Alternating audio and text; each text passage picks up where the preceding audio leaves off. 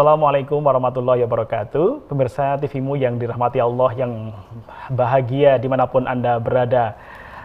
Abu Hurairah radhiyallahu anhu berkata, Rasulullah SAW bersabda, barang siapa berpuasa karena iman dan mengharap pahala dan ridho Allah, maka niscaya akan diampuni dosa-dosanya yang telah lalu. Pemirsa TVmu, genap sudah 1 bulan kita menjalani ibadah puasa di bulan Ramadan 1441 Hijriah. Dan genap 1 bulan pula Muhammadiyah COVID-19 Common Center bersama dengan Layismu menyelenggarakan pengajian Ramadan di rumah saja, live di TVmu dan juga di sosial media Muhammadiyah.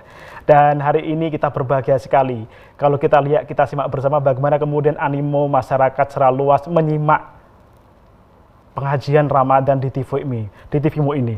Bisa kita lihat bagaimana kemudian di YouTube bisa kita lihat ada 19.000 sekian, kemudian di Facebook ada 400.000 sekian yang menyimak. Artinya bahwa pengajian Ramadan di sore hari ini dan di hari pertama sampai dengan hari ini begitu luar biasa antusiasnya.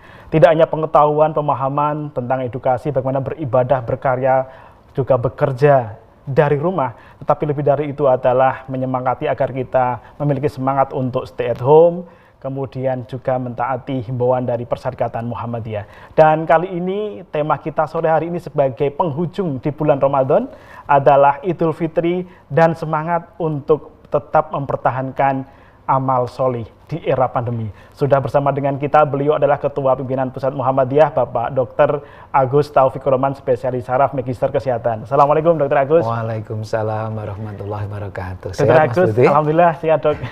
Ini penghujung Dok. Yeah. Jadi hampir sebulan kemudian MCC Layismu yang didukung oleh juga Majelis Tablik menyelenggarakan ini. Jadi kalau kita lihat Dr. Agus ini viewernya, penontonnya kira-kira begitu Dok, ini 400.000 sekian di Facebook. Masya Allah. Yang nge-like lebih dari 10.000, kemudian yang mendelivery, nge-share itu Dok, ada sekitar 1.084 orang. Oh, yang nge-share lagi ke teman-teman. Betul, yang komen lebih dari 2.000 Dok. Dan yang interaktif dengan kita ada sekitar 200 orang Dok. Masya Allah. Dari hari pertama sampai dengan hari ini.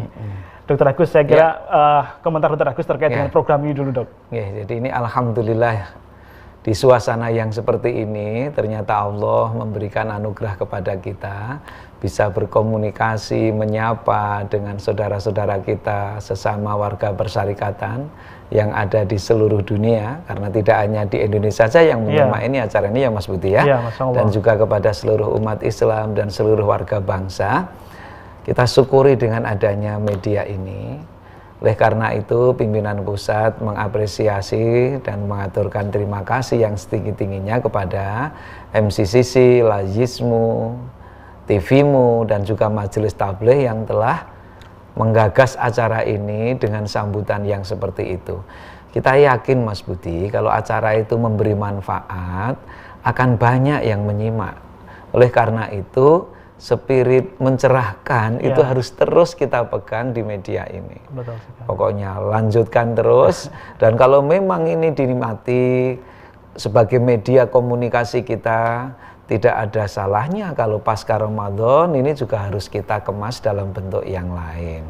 Mungkin waktunya saja yang tidak harus seperti ini. Gitu Mas Widi ya. Dr. Agus, memang sangat menarik sekali ya kegiatan di sore, selain kemudian sebagai untuk menunggu jelang buka, mereka juga membutuhkan pengetahuan pemahaman terkait dengan ibadah dan yang lain. Tetapi lebih dari itu Dr. Agus, ternyata memang edukasi untuk memberikan pengetahuan pemahaman tentang COVID-19 yang dikaitkan dengan ibadah, bekerja, berkarya di rumah itu memang sangat menarik bagi pemirsa TVmu. Ada yang komen kemudian apakah program ini bisa dilanjutkan? Betul tadi yang sampaikan Dr. Agus bahwa apakah memungkinkan program sorean ini dilanjutkan, tetapi tentu dengan tema-tema yang berbeda, dengan format yang berbeda.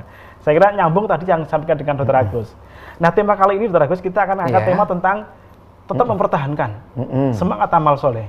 Nah, kalau kita berbicara mengenai amal soleh Dok, kira-kira Muhammadiyah setiap Rabuan itu ya, press conference itu disampaikan bagaimana kemudian perguruan tinggi Muhammadiyah, rumah sakit Muhammadiyah, sekolah Muhammadiyah, kemudian juga relawan Muhammadiyah yang terus berjibaku untuk terlibat dalam peran COVID-19. Dr. Agus, mohon pencerahannya. Jadi sejauh mana kemudian gerakan ini menjadi amal soleh di Muhammadiyah di Ramadan kemarin, Dok? Jadi Memang sejak awal kita tahu Mas Budi, ketika Presiden Kepala Negara kita mengumumkan ada 2 warga Indonesia yang positif terkena COVID-19 ini, Bapak Ketua Umum Pimpinan Pusat Profesor Dr. Haidar langsung mengumumkan di istana itu bahwa Muhammadiyah menyiapkan 15 rumah sakit waktu itu Mas Budi. Ya, awal 15 rumah sakit. Dan tanggal 5-nya, jadi hanya sekian hari kemudian Mas Budi, pimpinan pusat langsung membentuk MCCC ini. Jadi tidak lebih dari seminggu kita Muhammadiyah langsung membentuk gugus tugas untuk memimpinkan seluruh program dalam rangka ikhtiar Muhammadiyah ikut menjaga, memerangi wabah COVID-19 ini. Dan alhamdulillah sampai sekarang itu terus berjalan. Kemudian rumah sakitnya yang tadinya disiapkan 15, kemudian jadi 20, laporan terakhir sudah 77 rumah sakit Muhammadiyah Aisyah yang ikut terlibat dalam menangani pasien COVID-19 ini. Dan ini baru di rumah sakitnya, belum rumah-rumah yatim piatu kita yang juga menangani itu, belum juga panti asuhan kita, apalagi perguruan tinggi dan sekolah-sekolah kita. Kita lihat perguruan tinggi kita ikut ambil peran yang luar biasa. Sekolah-sekolah kita juga ambil peran seperti itu Mas Budi. Kita lihat juga Ortum. Jadi Aisyah, Pemuda Muhammadiyah, Hizbul Waton, IMM, IPM, pendek kata seluruh Ortum termasuk Nasihatul Aisyah semua terlibat dalam kegiatan amal soleh dalam rangka ikhtiar Muhammadiyah untuk menanggulangi COVID-19 ini. Kalau sumber dana yang dikeluarkan, kita tahu laporan harian yang diberikan oleh MCCC itu sampai saat ini sudah sekitar 143 dana yang disalurkan oleh MCCC untuk penanganan COVID-19 ini. Di seluruh Indonesia? Di seluruh Indonesia, baik untuk kuratif di rumah sakit, untuk promosi kesehatan, untuk pendidikan, dan juga untuk kegiatan jaring pengaman sosial dalam bantuan-bantuan yang diberikan kepada orang-orang yang terdampak, termasuk kepada guru-guru bantu kita, guru-guru PAUD Aisyah, mubaleh-mubaleh kita, termasuk sejak awal yang dilakukan oleh para relawan dengan penyemprotan disinfektan di beberapa tempat strategis. Dan yang luar biasa, relawan yang dilakukan oleh MCCC ini memang dalam berbagai hal. Termasuk kita punya tim relawan khusus mengurusi jenazah korban COVID-19 ini. Yang ini juga tidak kalah heroiknya Mas Budi. Sedang mau sahur tiba-tiba ada kabar rumah sakit sana harus dipersiapkan proses pemularasan jenazah untuk pasien COVID. Dan hal-hal yang baik ini sekalipun media luar mungkin tidak memblow up, harus terus kita lakukan. Bahwa kebaikan itu jangan sampai berhenti karena tidak ada orang yang mengapresiasi. Justru istiqomah kita di jalan kebaikan itu nanti yang akan menjadi jalan ujian memang kita ini ikhlas atau tidak. Sekalipun demikian, memang agar teman-teman relawan itu tidak patah semangat, gitu, ya kita Mas Budi tugasnya untuk mensiarkan apa yang sudah dilakukan teman-teman relawan itu, semangatnya mengapresiasi. Jangan sampai teman-teman yang sudah bekerja begitu capek tidak diapresiasi, atau malah kesalahannya yang kita cari-cari. Kita yakin semua yang melakukan itu keterpanggilan untuk spirit al-ma'un, bahwa orang yang beriman itu ketika ada musibah, ada saudara yang membutuhkan pertolongan, kita hadir. Dan itu yang diajarkan sejak awal oleh Kiai Haji Ahmad Dahlan, bahwa warga Muhammadiyah harus tetap berada di jalur, bermanfaat dimanapun dia berada, terlebih ketika sedang ada musibah seperti sekarang ini Mas Budi. Dan tidak boleh ada kata menyerah ya Dok ya? Oh iya, pokoknya kita tidak boleh ada menyerah. Tagline kita pokoknya jangan kasih kendor, bersatu melawan corona, bersatu perangi corona. Jadi walaupun orang lain hirup pikuk di luar, kita warga Muhammadiyah Ramadan di rumah saja, Idul Fitri di rumah saja. Karena warga Muhammadiyah selalu berpegang kepada pesan Rasul, la dororo wa la diror. Jangan melakukan sesuatu yang membahayakan diri kita maupun juga membahayakan orang lain. Disitulah kehati-hatian kita warga Muhammadiyah agar dalam keadaan seperti ini selalu memilih jalan sunnah Rasul sehingga kita selamat ketika menghadapi wabah COVID-19 ini. Kita kan belum tahu ini Mas Budi sampai kapan gitu. Apalagi kalau melihat kemudian tagline tiba-tiba muncul Indonesia terserah. Nah, bagi kita warga Muhammadiyah yakin bahwa Indonesia dengan segala isinya ini adalah anugerah Allah yang luar biasa yang harus kita syukuri dengan cara menjaga sebaik-baiknya. Tidak boleh kita hancurkan bangsa yang kita cintai ini. Maka kita tetap harus mempertahankan amal solih yang sudah kita lakukan sejak awal Maret itu sampai kita nanti bersama-sama mendapatkan ridho Allah. Amin. COVID ini diangkat oleh Allah tidak hanya di Indonesia, mudah-mudahan di seluruh dunia. Yang kita inginkan kita itu bisa kembali beribadah di masjid, bertetangga dengan baik. Tetapi kalau kita tidak serius menangani bisa prolong itu. Kerinduan ke suasana normal yang senormal-normalnya itu kita nyebutnya, itu agak lama, maka kita butuh disiplin. Nah sekali lagi Muhammadiyah, jangan kasih kendor itu ya. Tidak akan menyerah, terus bersatu perang melawan Corona. Dan kalau kita bersama-sama dan sungguh-sungguh, kita yakin walladzina jahadu fina lanahdiyanahum subulana. Kesungguhan kita Mas Budi yang diuji sehingga Allah menurunkan jalan-jalan yang banyak itu. Baik Dr. Agus, memang tidak akan putus kalau kita berbicara mengenai bagaimana semangat teman-teman relawan Muhammadiyah yang kemudian kita lihat dari pusat, wilayah, daerah, cabang, bahkan sampai ranting ya. Iya, betul. Iya. Bagaimana mereka terus, terutama di bulan Ramadan kemarin, menyampaikan, menggerakkan, mensiarkan gerakan dakwah untuk terlibat dalam penanganan corona ini luar biasa sekali. Dr. Agus, kita akan kembali bahas mengenai bentuk-bentuk gerakan yang nanti bisa kita lakukan di pasca Ramadan dan masih di era pandemik, karena era pandemik masih saya kira masih berlangsung ya Dok ya. Baik, pemirsa TVmu, kita akan kembali selepas yang satu ini.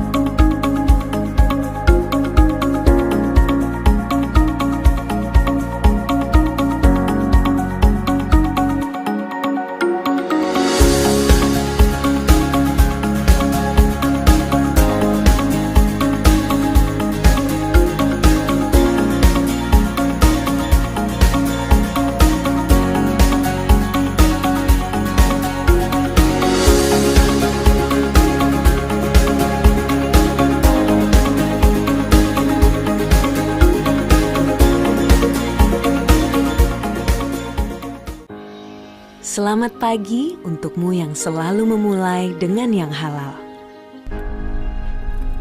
Memulai yang pertama dengan semangat. Memulai menyebarkan inspirasi. Kecantikan sejati dimulai dari inovasi tanpa henti. Kebaikan dimulai dari yang halal. Wardah halal dari awal.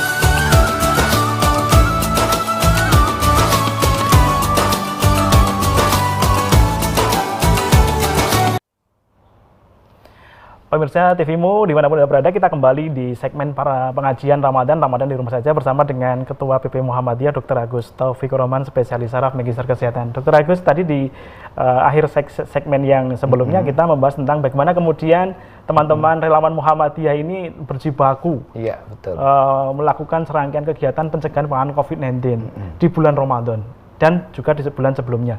Kalau kita berbicara mengenai bulan Ramadan, bagaimana kemudian Allah menjanjikan bahwa Allah akan membalas sendiri bagi orang-orang yang beriman dan bertakwa selama di bulan Ramadan untuk beribadah dan bekerja. Monggo tanggapannya dok terkait dengan bagaimana kemudian relawan Muhammadiyah melakukan kegiatan demikian dok.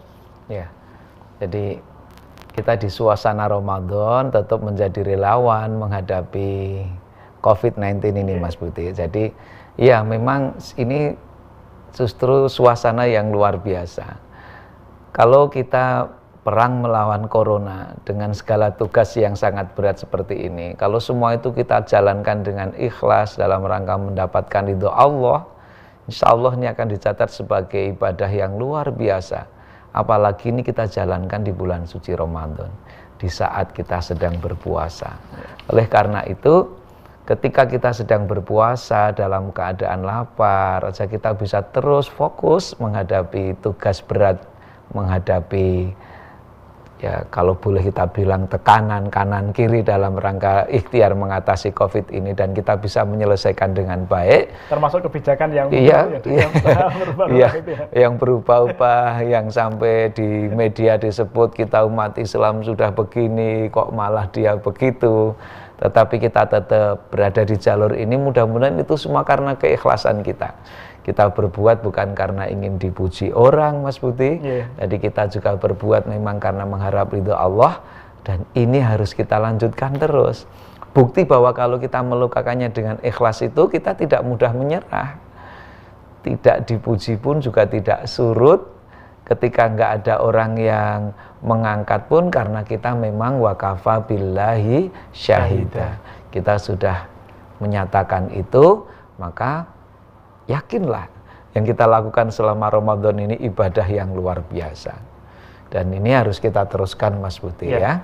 Jangan sampai kok selesai Ramadan terus ya sudah, nggak boleh. Justru malah harus terus ini. Ini kembali ke kehidupan kita, jangan kasih kendor gitu ya. Jangan kasih kendor Mas Budi. Baik, Dr. Agus, ini besok pagi 1 Syawal. Kalau kita kembali ke rujukan tema kita Idul Fitri dan semangat untuk mempertahankan amal soleh kita. Hikmah secara umum Ramadan 1441 Hijriah, terutama di era pandemik dok. Apa dok? Ya jadi begini Mas Budi, Profesor Quraish Shihab itu pernah menyampaikan bahwa di antara makna Ramadan itu adalah mengasah dan membakar.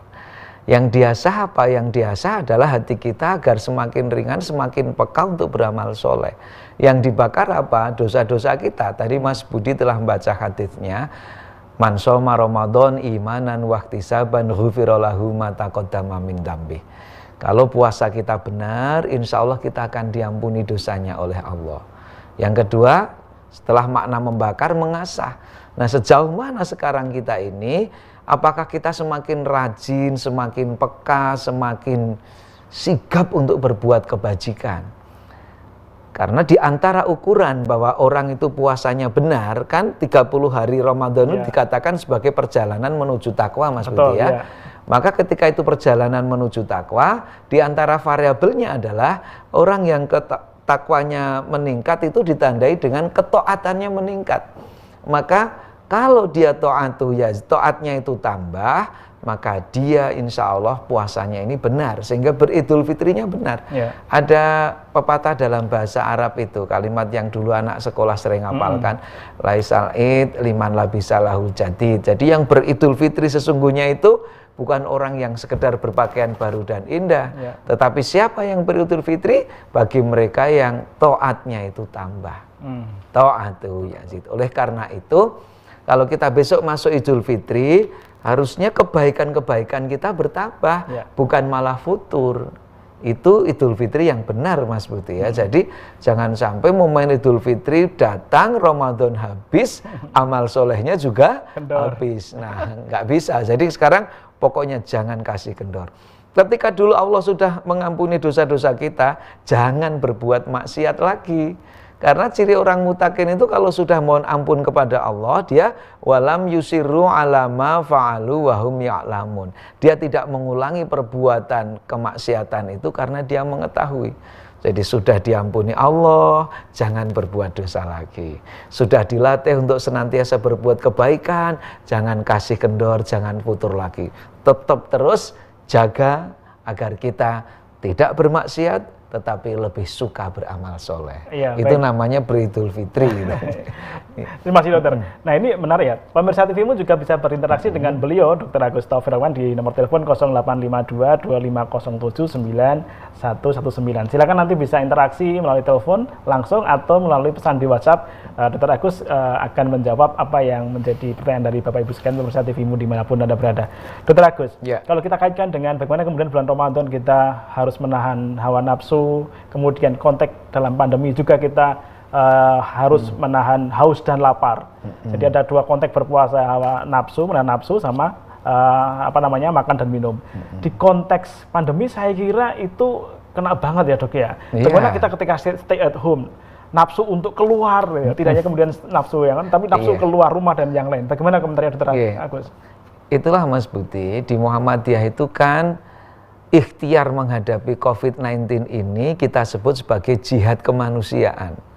Jadi teman-teman yang berada di rumah sakit menghadapi pasien langsung, dia jihad kemanusiaan. Teman-teman yang membantu para relawan, bahkan relawannya sendiri, termasuk juga saudara-saudara kita yang menyisihkan sebagian hartanya menolong saudara-saudara kita yang terdampak secara ekonomi karena COVID-19 ini, itu juga kita sebut sebagai jihad kemanusiaan. Bahkan kita mengenalkan tidak mudik dan berada di rumah saja, itu juga bagian dari jihad kemanusiaan karena yang dilakukan dengan segala kesungguhan, melawan nafsu ingin keluar, ingin mudik, ingin berkumpul, itu karena ikhtiar agar wabah ini bisa segera teratasi. Oleh karena itu bagi kita kata-kata jihad kemanusiaan ini Mas Budi di Muhammadiyah menjadi spirit. Bahwa yang kita lakukan itu memang begitu Rasul mengajarkan ketika kita sedang ada wabah seperti ini. Kalau sudah ada spirit yang seperti itu, ada semangat ibadah karena jihad kemanusiaan, apalagi semangat jihad gitu ya, maka kita harus yakin bahwa yang kita lakukan ini besar nilainya di hadapan Allah. Betul sekali. Di tengah kerinduan yang sangat dengan keluarga, tetap harus bertahan, tidak boleh mudik. Apalagi kalau sampai kemudian ternyata orang tuanya sendiri tidak bisa mudik dan yang lain. Ini luar biasa. Kan kalimatnya menarik Mas Budi. Bapak Ibu saya sangat kangen gitu ya. Kakek nenek saya sangat kangen. Tapi karena saya sangat sayang Bapak Ibu, sangat menyayangi kakek nenek, maka izinkan saya tidak mudik. Kenapa? Karena kita khawatir yang muda ini, kita ini OTG. Jadi artinya sudah membawa virus tapi tanpa gejala. Kemudian ketemu orang tua yang rentan, ketemu anak kecil yang imunitasnya belum baik, itu kan berarti kita membawa bahaya kepada saudara kita. Justru karena kita cinta kepada saudara-saudara kita, saat ini kita jihad menahan diri untuk tidak ketemu dulu. Ini yang kita semangatkan agar dengan segala apapun, ikhtiar menghadapi COVID ini bisa terus kita lakukan. Baik, Dr. Agus, ini ada yang sudah bergabung dengan kita melalui pesan di WhatsApp. Kita akan bacakan pertanyaannya dari Pak Adnan di Metro Lampung. Assalamualaikum, Dr. Agus, punten izin bertanya bagaimana memahamkan pihak internal dengan adanya justifikasi bahwa kekeh mau sholat kayak biasanya karena khawatir pandemik diboncengi agenda ideologi lain. Jadi harus tetap stay at ibadah di rumah atau harus beribadah di tempat seperti biasanya. Ini saya kira pertanyaan-pertanyaan yang memang sering muncul, Dr. Agus. Ya, jadi memang agak berat kita mengatakan bahwa COVID ini diikuti dengan ideologi lain karena COVID ini kan, nafsu ya, Dok, ya? Iya, karena COVID ini kan tidak mengenal ideologi, siapapun terkena. Betul. Bahkan kadangkala kita juga agak kaget ketika ada pengajian COVID ini akan menyerang hanya orang-orang munafik karena wabah ini nggak akan mungkin menyerang orang yang beriman. Kita ingat pada zaman sahabat dulu, ada sahabat Nabi yang begitu soleh namanya Mu'ad bin Jabal, ternyata wafatnya juga ketika musim wabah, Mas Budi. Jadi kita tidak bisa mengatakan bahwa virus ini hanya menyerang orang yang tidak beriman, hanya menyerang orang munafik, tidak bisa. Teman kami dokter, solih dia Mas Budi, dia aktivis masjid, tapi beliau kena coronavirus ini. Dan sekali lagi, kita harus menyadari bahwa ini adalah cobaan dari Allah, ujian untuk kita, maka jangan sampai kita salah menghadapi ujian ini. Apalagi kemudian kita melawan perintah Nabi tadi, agar kita tidak membahayakan diri kita dan juga tidak membahayakan orang lain. Dan kita tahu bahwa Rasul telah memberi nasihat ketika ada wabah, memang aturannya begitu. Yang di luar daerah wabah tidak boleh masuk, yang di dalam daerah wabah tidak boleh keluar, dan tidak boleh dicampur antara orang yang sakit dengan orang yang masih sehat. Jadi ini seperti karantina wilayah mandiri gitu ya? Iya. Nah, sayang memang sekarang ini karantina wilayah mandiri, kampungnya ditutup Mas Budi, dikasih tulisan, mungkin nulis orang Jawa bilang kampung saya sedang dilodong, bukan lockdown tapi di lodong. Bahkan saking semangatnya nulisnya lockdown saja mungkin LOOKDONT, jadi bukan lockdown lagi. Tapi pagernya ada, tapi orangnya masih keluar masuk, sehingga tetap kita tidak bisa mengatakan di situ daerah hijau Mas Budi. Maka kita tetap di rumah saja. Ya, ini yang udah ya. Jadi fisiknya sudah memang berkeinginan untuk mencerminkan dari aktualisasi, tetapi hatinya ternyata masih bergemuruh. Jadi lockdownnya tadi.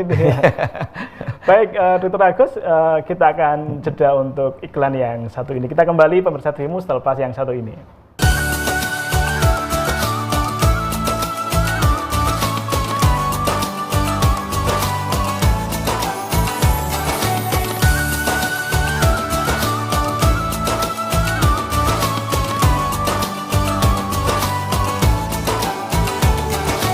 Batik Nasional Muhammadiyah sudah menjadi kebanggaan bagi setiap warga Muhammadiyah. Bahkan, pimpinan pusat Muhammadiyah secara resmi menggunakan batik nasional untuk pertemuan nasional maupun internasional. Dua kader Muhammadiyah, Iqbal dan Sarah, peraih medali emas di kejuaraan pencaksilat Asian Games, menjadi bagian ikon brand ambasador batik nasional Muhammadiyah. Kami bangga berbatik nasional Muhammadiyah. Untuk pemesanan lebih lanjut, hubungi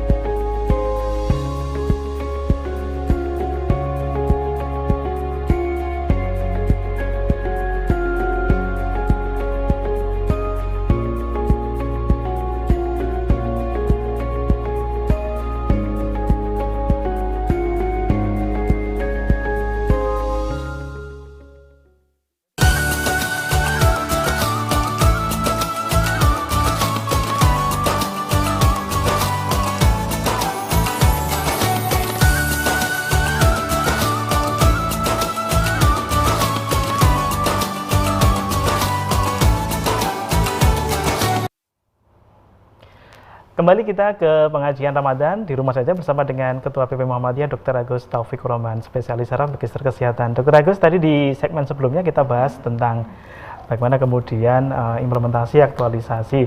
Tapi kalau kita mereferensi pada pertanyaan yang tadi, itu bagian dari ujian, terutama adalah terkait dengan hawa nafsu ya Dok ya. Ya, masih pengen keluar gitu ya. Jadi fisiknya ada tulisan tapi ternyata ininya keluar kemana-mana. Ya, masih juga nggak yakin bahwa virus itu nyata adanya, bahwa kadang hanya isu atau apa istilahnya hoak, sehingga disuruh pakai masker tetap tidak mau, kan gitu yang banyak terjadi Mas Budi. Nah, kalau yang kita lakukan selama ini Dokter Agus, kalau kemudian kita mereferensi pada implementasi gerakan amal soleh kita, selain kemudian kita mengurangi, membatasi fisik dan yang lain, lalu bagaimana kemudian mendakwahkan Muhammadiyah, syiar Muhammadiyah selama ini Dok?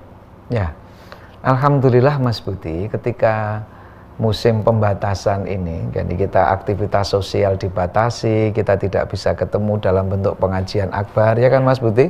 Tidak boleh lagi berkumpul dalam jumlah yang banyak, taklim di masjid juga tidak bisa seperti biasanya. Allah menganugerahkan kreativitas kepada warga Muhammadiyah yang saat ini kita apresiasi. Dakwah digital, dakwah virtual itu luar biasa berkembang. Bahkan pengajian-pengajian daring itu dilaksanakan sampai tingkat ranting. Dan yang terjadi ketika semuanya dalam bentuk daring, virtual seperti ini, ternyata yang bisa menyimak kajian lebih dari yang dibayangkan. Kalau pengajian ranting, ceramah di masjid, paling kan masjidnya daya tampungnya tidak lebih dari 100 kalau masjid kampung.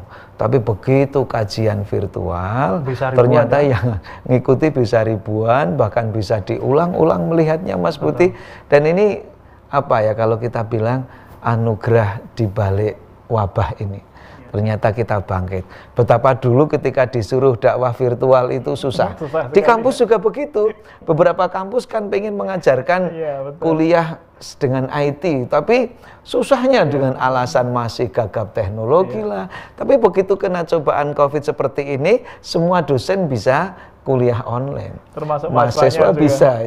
Walau ada beberapa kendala di banyak tempat, itu tidak semua orang itu ternyata punya handphone yang seperti sekarang ini, Mas Budi. Sehingga masih ada guru-guru kita yang setiap hari itu keliling di jam belajar itu memberikan naskah untuk belajar di rumah untuk murid-muridnya. Itu ada di Jawa Timur, di Sekolah Muhammadiyah, dan ini pejuang yang luar biasa, Mas Budi. Ada orang seperti ini di Persyarikatan Muhammadiyah, yakin Muhammadiyah akan terus menjalankan dakwah dengan baik. Jadi tadi bersyukur nih dakwah digital, Mas Budi. Termasuk kajian di TV-mu kan jadi meningkat ini. Jadi dinanti-nanti betul oleh jamaah. Bagaimana 400.000 orang menonton Facebooknya seperti bisa itu. Jadi teman-teman yang melakukan pengolahan daring ini juga termasuk pejuang di garda depan, Dok, ini, Dok. Oh iya, kalau kita nyebut dengan jihad komunikasi kan di sini. Jadi dulu kita mengenal ada jihad konstitusi, sekarang ada jihad ekonomi. Kita jihad dakwah melalui komunikasi ini. Dan ini dahsyat dampaknya. Karena dengan pembatasan sosial seperti sekarang ini, tiba-tiba kita bisa ngisi pengajian dengan teman kita di PCIM di luar negeri.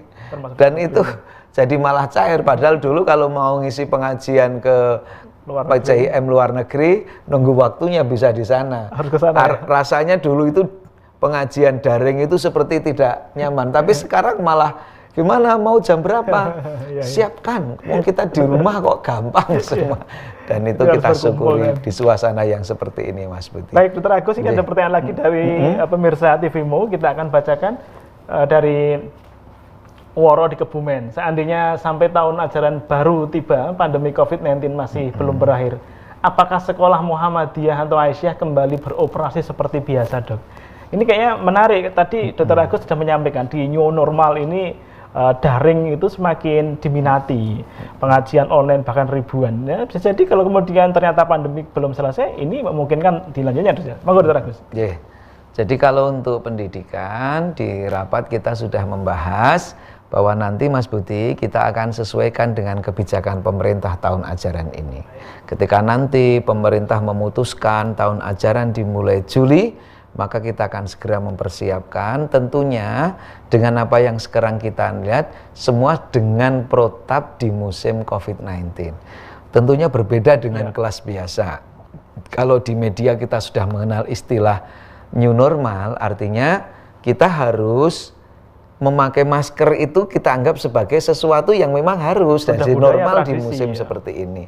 Terus menjaga jarak, tetap menggunakan kebiasaan cuci tangan, kalau tidak ada dengan hand sanitizer, dan itu harus kita siapkan dulu. Karena ini merubah perilaku, butuh proses yang lama, Mas Budi, memberikan penjelasan kepada masyarakat.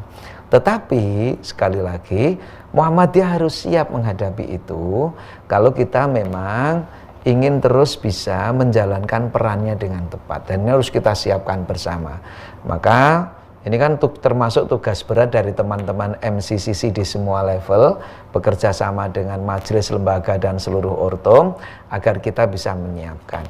Bahkan yang dilakukan oleh Muhammadiyah, Mas Budi, bukan hanya menunggu apa nanti yang akan dilakukan kebijakan di luar, Muhammadiyah harus mengkomunikasikan ini kepada penentu kebijakan agar kebijakan yang diambil negara ini kebijakan yang tepat sesuai yang seharusnya dilakukan untuk musim Covid seperti sekarang ini.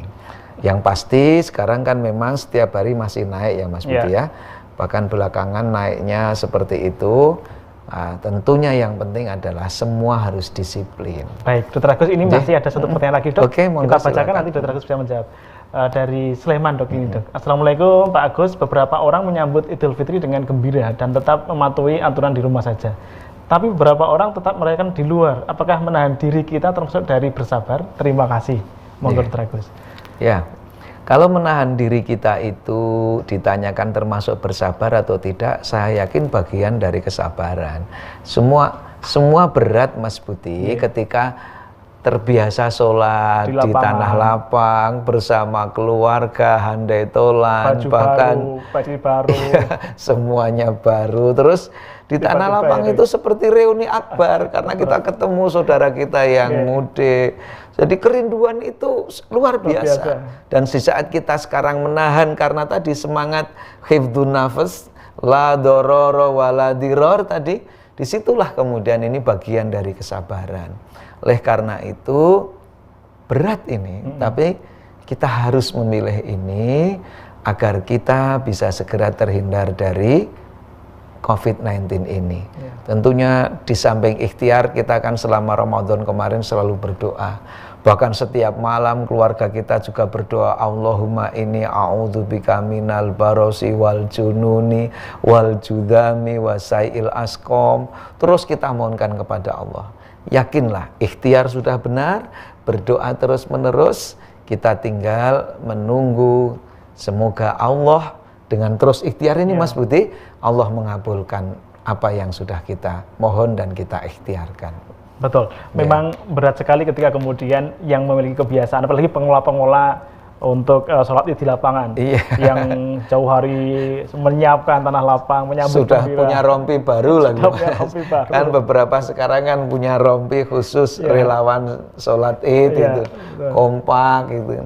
Ya, dan di beberapa daerah saya kira memang demikian. Baik, kita kembali ke pemirsa lagi, Dok. Ini ada pertanyaan lagi dari pemirsa TV-mu.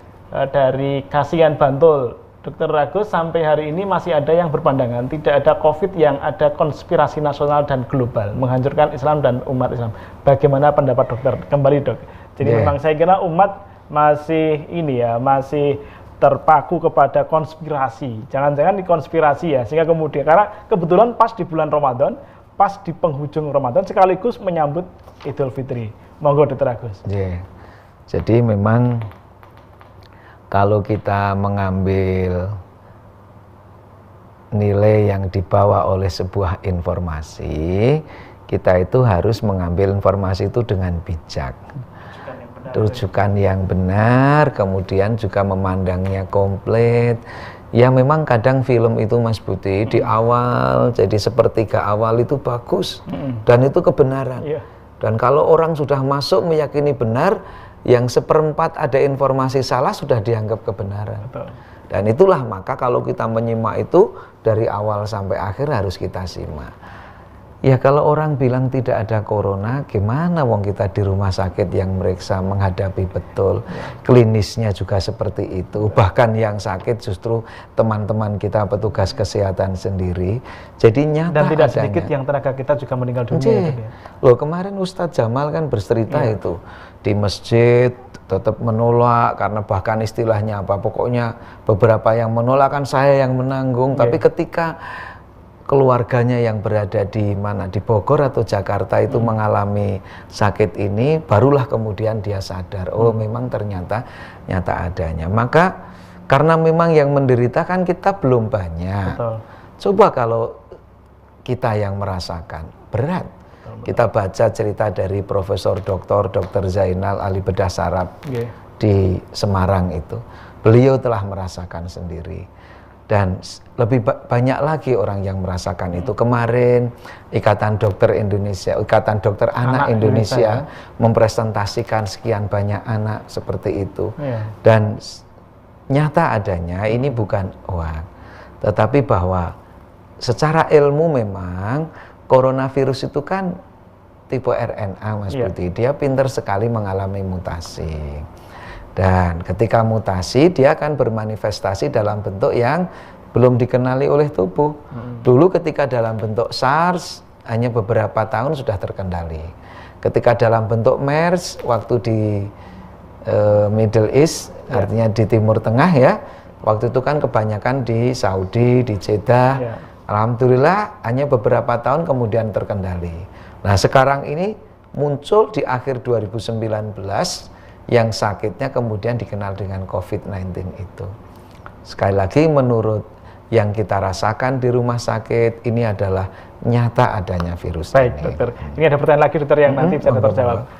Kita akan baca pertanyaan lagi. Assalamualaikum Ustadz, saya mau nanya bagaimana solusinya jikalau sholat Idul Fitri dilakukan sendiri-sendiri tidak di masjid dikarenakan COVID-19 sedangkan mal, pasar, tempat baju atau tempat lainnya dan bandara dibuka dibolehkan rame-rame. Gimana jadinya Tat? Mohon. Jadi ini Dr. Agus, kira-kira warga memang resah ketika kemudian ada beberapa yang pilihan yang membuat warga menjadi bingung ketika kemudian dihadapkan pada situasi dibukanya mal, dibukanya bandara, transportasi dan yang lain sebagainya. Sisi lain masjid harus tutup. Ini apakah termasuk menahan nafsu dan kemudian menjadikan nilai pahala yang berlebih, Dok? Monggo, Dok.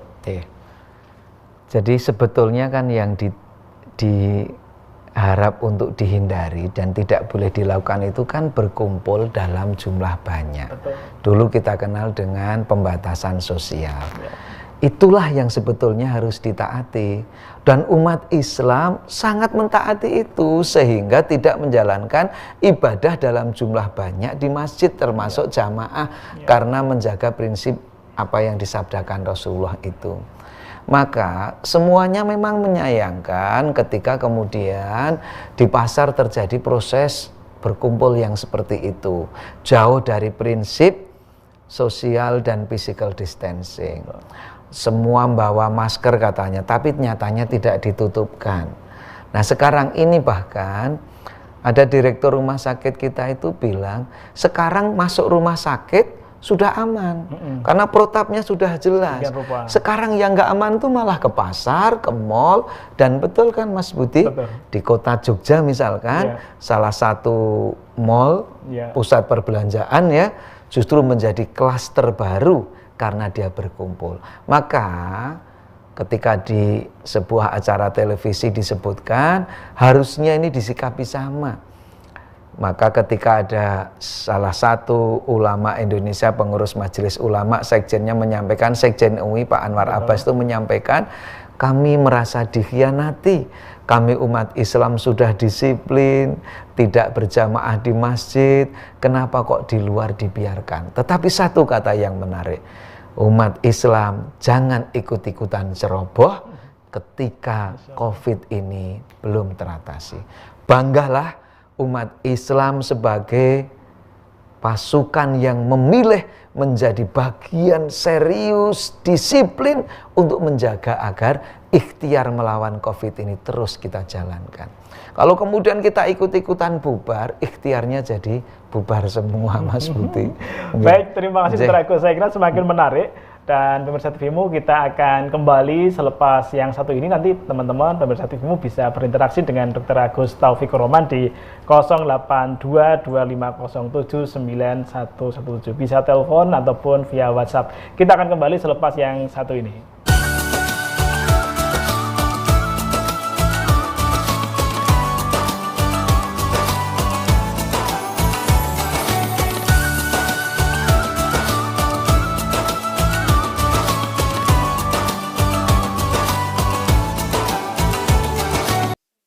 Suara Muhammadiyah sebagai amal usaha resmi Muhammadiyah hadir untuk menjadi bagian jamaah Muhammadiyah dalam memfasilitasi kebutuhan perjalanan dan pendampingan ibadah umroh jamaah Muhammadiyah.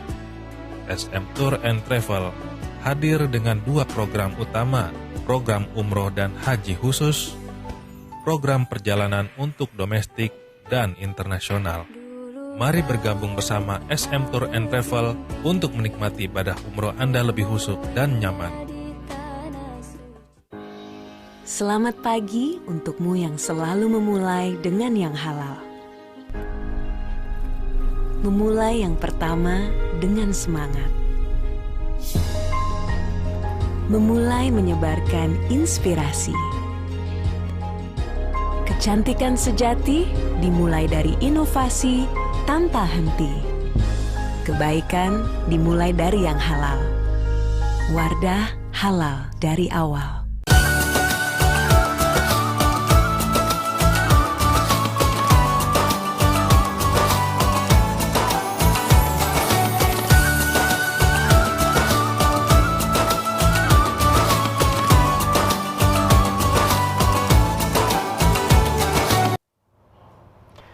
Pemirsa TVmu dimanapun Anda berada, berbahagia sekali kita masih berkesempatan di segmen terakhir pengajian Ramadan di rumah saja. Acara ini sekali lagi dipersembahkan oleh MCCCC dan Layusmu, didukung oleh Majelis Tabligh Minamsat Muhammadiyah. Dan kali ini kita di penghujung segmen sekaligus penghujung pengajian Ramadan. Dr. Agus, Ya.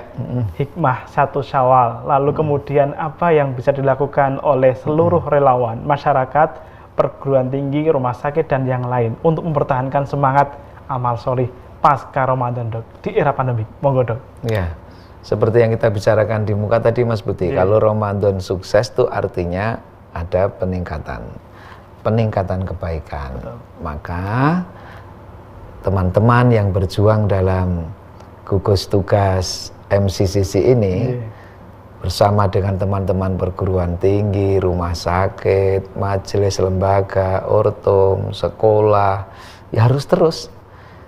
Karena suasananya kan berubah, Mas Budi. Maka rencana kegiatan yang harus kita lakukan juga harus segera kita sesuaikan. Apalagi ke depan, prediksi para ilmuwan ini kan sekarang mulai bergeser. Dulu saja ilmuwan tidak bisa menjawab kapan pandemi ini berakhir. Dengan menawarkan kalau protokol teratasi mungkin sekian bulan, tapi ternyata protokol tidak teratasi, artinya tidak dilakukan dengan baik. PSBB hanya sebatas istilah, sehingga sekarang di media itu jadi olok-olokan ya, PSBB disingkat jadi penyebaran secara besar-besaran. Kan repot itu. Dulu ketika awal PSBB taat tertib, semua di rumah saja, PSBB dijadikan guyonan karena di rumah banyak makan, terus pembesaran seluruh bagian badan. Tapi sekarang terus jadi seperti itu. Nah, oleh karena itu ketika suasana berubah seperti ini harus ada pendekatan yang berbeda pula.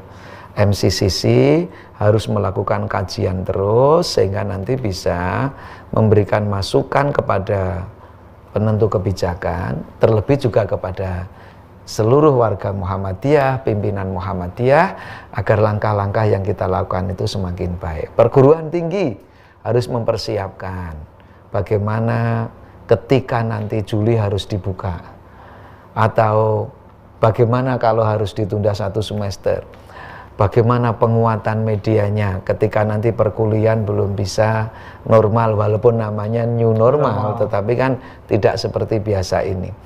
Sekolah pun juga begitu.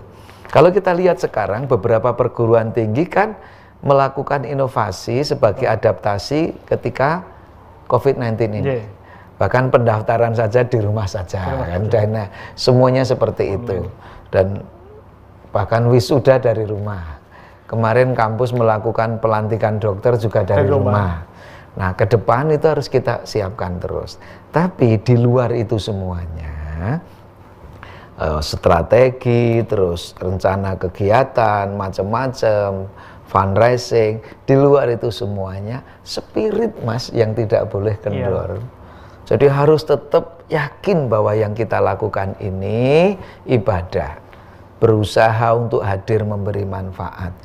Mungkin yang kita pilih ini sekarang pasukannya berkurang karena sebagian diambil oleh gerakan terserah. Tapi kita kan tidak seperti itu. Mosok kita ini sebagai orang yang mencintai bangsa kok membiarkan bangsanya hancur? Tidak boleh. Kita harus ikut ambil bagian sesuai bidang kita masing-masing. Dan yakin Muhammadiyah tidak akan menyerah. Tetap bersatu melawan corona. bersatu perangi corona. Dr. Agus, Ya. Idul Fitri kembali kepada kesucian kefitrian. Kalau kemudian kita kontekan dengan kemarin, ada yang kemudian kelompok terserah saja, ada kelompok yang menyerah, ada kelompok yang masih merangi, ada kelompok yang kemudian bertahan. Idul Fitri, Dok. Makna dari Idul Fitri sendiri, Dok. Ya, kalau Kita kontekan dalam konteks gerakan untuk kalau kita pandemi sehari-hari aja ketika kita bermasalah, begitu Idul Fitri kan cair, Mas. ya. Ya kan, kemudian saling memaafkan, bersahabat kembali. Maka ketika ada perbedaan sikap simpang siur seperti ini, momentum Idul Fitri harus kita jadikan momentum untuk membuat solid kembali. Sehingga jangan sampai ketika ada masalah berat seperti sekarang ini kita malah tercerai-berai. Jadi momentum Idul Fitri kita harus jadikan untuk momentum merapatkan barisan kembali, menyusun langkah yang benar. Jangan sampai yang satu mendorong, yang satu menegasikan, yang satu memberi semangat tapi yang satu gembosi. Tidak bisa. Harus kita bareng-bareng, dan semangatnya adalah mari kita wujudkan cinta kita terhadap tanah air anugerah Allah ini dengan bersama-sama menjaga. Jangan sampai kita terpuruk. Gitu. Iya, baik, terima kasih dokter. Ini menarik ini ketika kemudian momentum satu Syawal, Idul Fitri besok itu sebagai momentum untuk merajut kembali kebersamaan di tengah sekelompok yang kemudian menyerah, sekelompok orang yang berdamai, dan sekelompok orang yang kemudian masih terus giat untuk perangi corona. Momentum untuk kembali bersatu. Kalau begitu, dokter, kira-kira kemudian apa yang menjadi momentum apa yang kemudian bisa menjadi perekat bersamanya para relawan, para masyarakat ini, dok, untuk bersatu kembali di tengah kemudian pandemi corona yang saya kira masih jauh karena angkanya juga masih tinggi, dok? Ya, yang pertama itu memang bukan di tangan kita, karena ini di tangan penentu kebijakan. Betul. Kalau penentu kebijakannya juga tegas, disiplin, tidak menjadikan rakyat bingung, semua akan mendukung kembali. Tapi kalau kemudian penentu kebijakan simpang siur, rakyat jadi bingung, memang rakyat jadi terpancing untuk membeli respon yang tidak seharusnya. Mungkin karena greget, atau kadang teman-teman kita yang memberi respon seperti itu sebetulnya karena saya mau dengan cara apa lagi saya mengingatkan, saya tidak punya jalur mengingatkan. Oleh karena itu, teman-teman MCCC harus melakukan komunikasi agar tidak ada lagi kebijakan yang menjadikan rakyat bingung, sehingga semuanya kembali bersatu. Itu yang utama. Pokoknya jangan lagi ada kebijakan yang menjadikan orang ini jane kepriye toh gitu. Dulu kan ada diskusi macam-macam. Ini harus buka apa tutup. Yang satu dibuka, yang satu kok ditutup. Orang komentar, wah kok pada nggak kompak kayak gitu. Padahal sejak awal sudah diwanti-wanti, sedang ada masalah itu harus kompak. Baik, dok.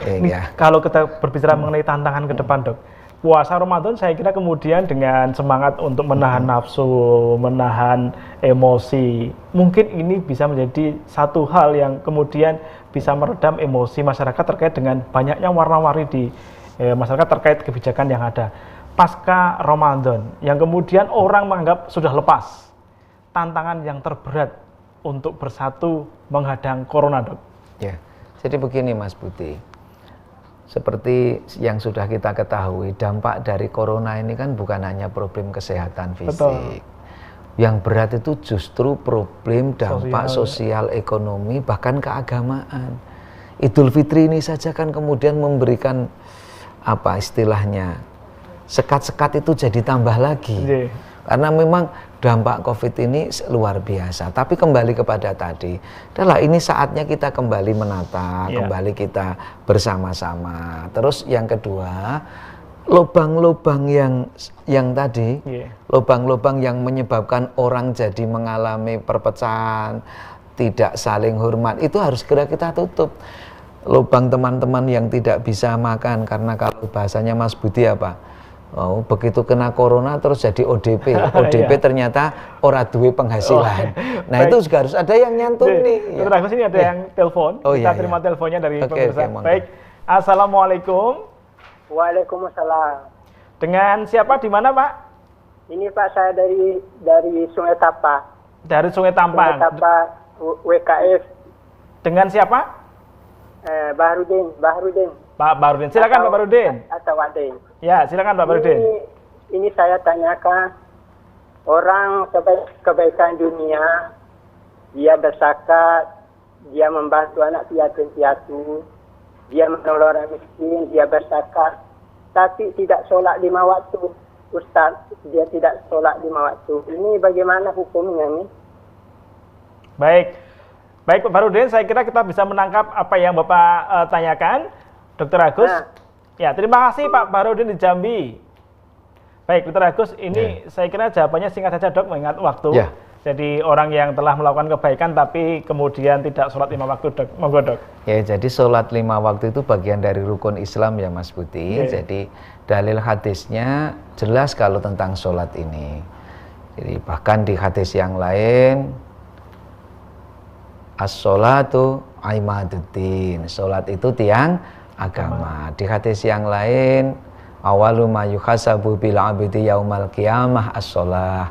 Amal yang pertama kali di hari kiamat nanti akan dihisab adalah sholat. Kalau sholatnya baik, maka semuanya akan menjadi ikut baik. Nah, sholat yang baik seperti apa? Selain khusyuk, tata caranya benar, seperti yang diajarkan Rasul. Dan sholat itu harus tanha anil fahsya'i wal munkar.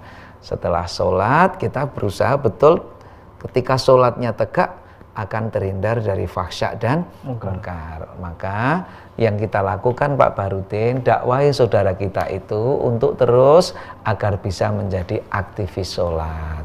Pelan-pelan kita ajak untuk bisa sholat. Ada yang menarik tentang sholat ini pengalaman dokter.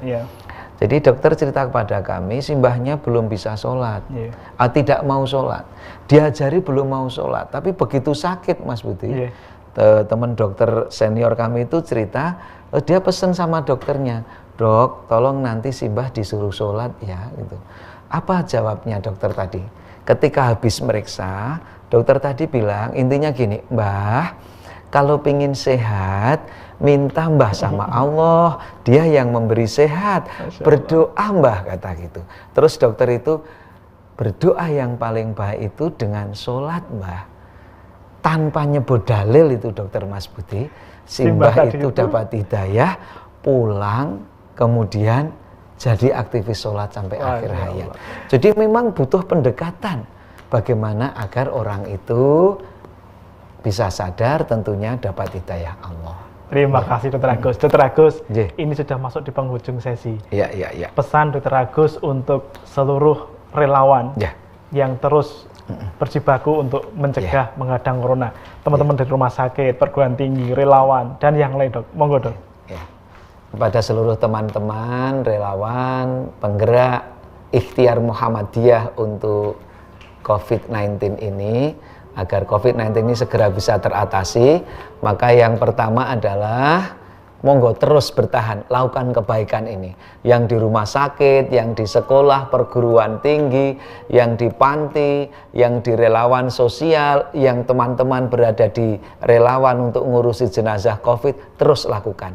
Inilah jalan dakwah kita, inilah jihad kemanusiaan. Semoga Allah meridhoi jihad kemanusiaan ini. Selamat Idul Fitri, semoga Allah mengabulkan seluruh permohonan kita. Amin. Itu Mas Budi. Terima kasih Dr. Agus Taufik Rohman yang telah berkenan bersama dengan kami di pengajian Ramadan di rumah saja, persembahan dari MCC dan Laismu Dok. Terima kasih atas kerjanya Dr. Agus. Dan sekaligus Dr. Agus menutup rangkaian pengajian Ramadan di rumah saja.